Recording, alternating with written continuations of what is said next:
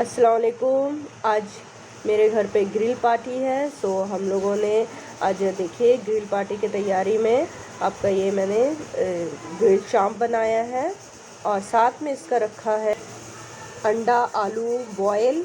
ये देख सकते हैं, इसमें हम लोगों ने चाट मसाला दे रखा है और इसे थोड़ा और भी स्पाइसेस दे रखा है। ये सैलेड है साथ में, और ये धनिया और पुदीना का चटनी है। देखिए ये कितना डिलीशियस है, इसमें मैंने दही भी डाला है। सो हम लोग आज डिनर में यही खाने वाले, और साथ में मैंने लच्छेदार पराठा बनाया है।